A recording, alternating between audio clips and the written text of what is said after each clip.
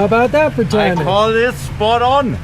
You come all the way from Germany because you want to go for a ride. So on a dirt road. So yeah, that's my point. Yeah. Why on earth do you want to come all the way out here to go on a dirt road? Because it's a remembrance thing. We did that road 3 years ago in 23 on our way from LA to Sturgis, and I want to see how terrible Harley stock suspension is on that dirt road, because you are lucky you got full wheels. Yeah. I got the stock bike this time, and probably it's going to be the last time that I want to take that dirt road again. So personally, I always use the navigation option to avoid dirt roads, yeah. But maybe for you, I'll do a dirt road. I appreciate it, Tom. All right, so we got the CVO with the Wilbur suspension, and we got a stock rental bike. Will we make it? Stay tuned.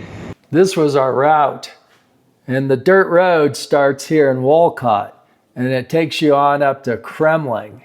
The road is named Trough Road, but I'd call it Tough Road.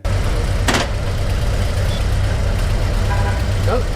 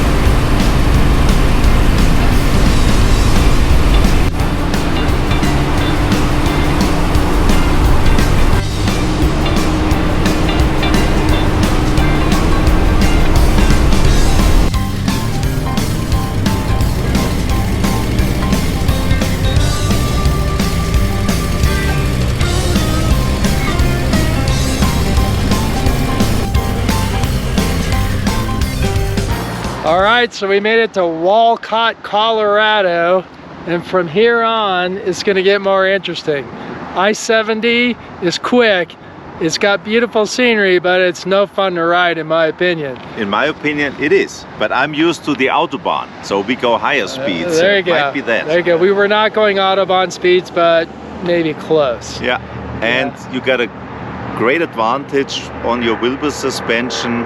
I just had to get out of the saddle a couple of times in order to compensate the bumps. Yeah, the Wilbur's is just remarkable. You know, we put it on, I haven't touched it or looked at it. It just does its thing every time I ride. So now we're gonna go for a little more interesting ride. And apparently we're gonna go off-road.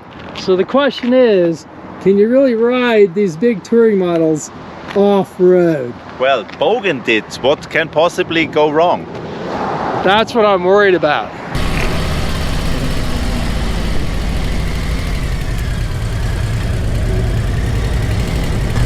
What's up, adventure guys?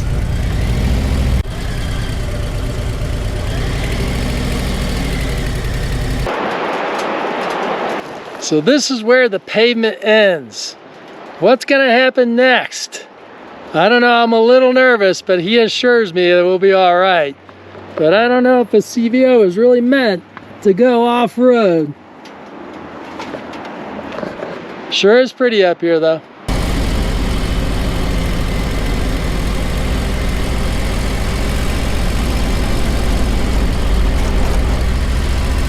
Well, there's the dirt.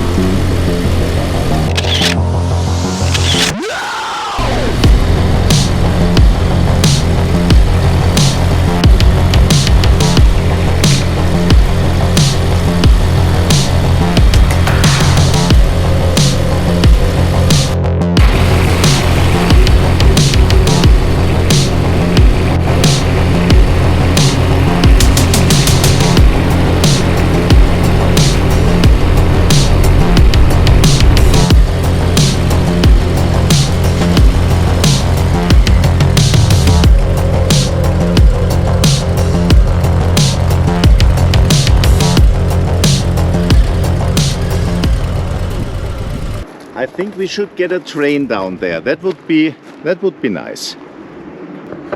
It's a pretty spot, and sometimes you just have to go off-road to get there. So the question is, can you ride a CVO off-road? Well, we made it this far, and so far there's been no issues. Now this may not be true off-road, but at least for me as a CVO owner, this is wild as I'll ever get.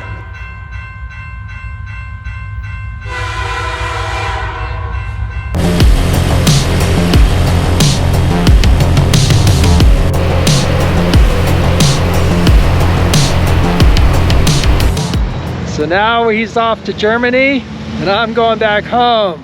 We got a little wet, a little dirty, and we went off-road, but we had a great time today. Absolutely. I love those adventure bikes called Road Glide or Road Glide CVO. They do okay off-road, but I don't recommend it. Take care, man. Take care, bye-bye. Be safe.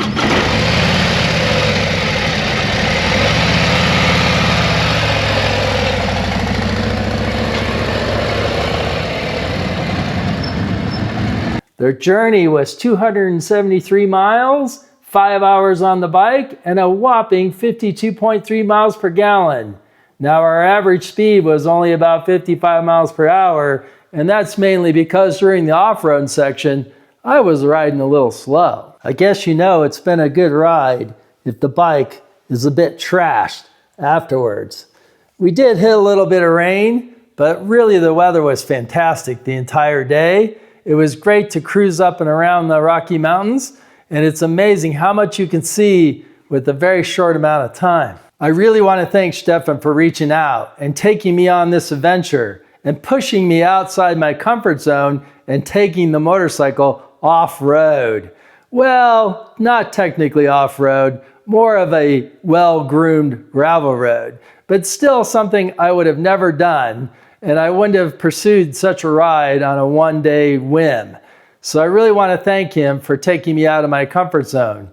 You got to remind yourself occasionally just to take the ride. It's well worth it. I hope you enjoyed the adventure, and if you did, subscribe for more. But until next time, in the friction zone.